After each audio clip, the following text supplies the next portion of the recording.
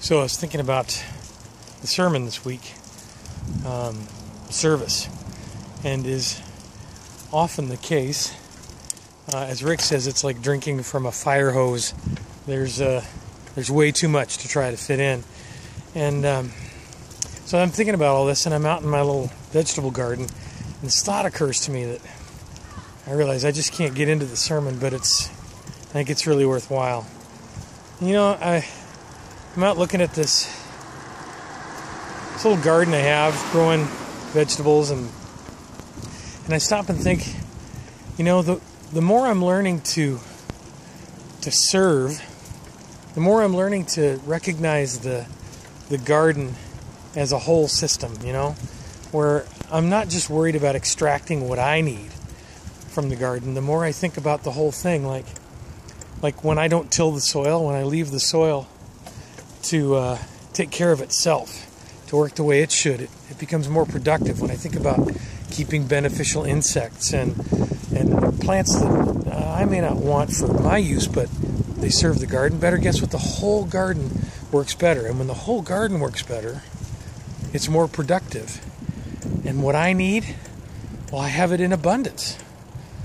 And I began to realize that this is something we seem to be learning through all of creation, you know? I mean, the last 50 years, for sure, we've started to figure out that we can't just extract fossil fuels from the earth anymore without some real serious impact. We can't just take what we need without paying attention to, are we serving the whole system, the whole creation? How we handle the ocean's fisheries, just mining it for food. You know, we've got to manage it differently. Our forests, all these different communities that we're a part of.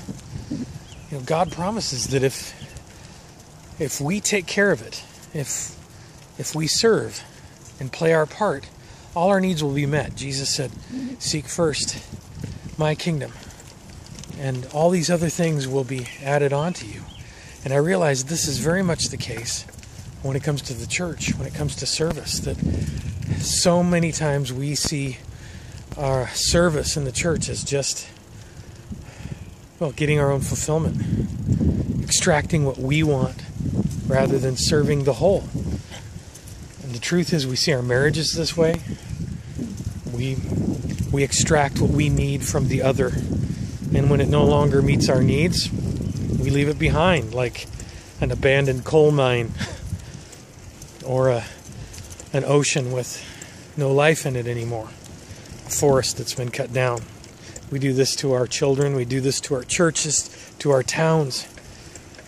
But the scriptures make it so clear that when we think about these relationships, when we serve each other, when we find our proper place in it all, and we do that which serves the other, our needs will be met, and abundantly.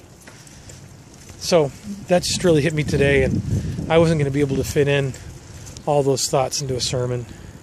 So I thought I'd take a little time while I'm on the bike today and put it up on the blog. So think about it. Where are the systems in your life, the communities, the relationships, where maybe you're just thinking about what you can get from it, and you could risk approaching it more like a servant and then trusting God to bring you the parts of that system that you need. I think you'll be surprised. Give it a shot. Gotta watch what I'm doing. Traffic. Safety third.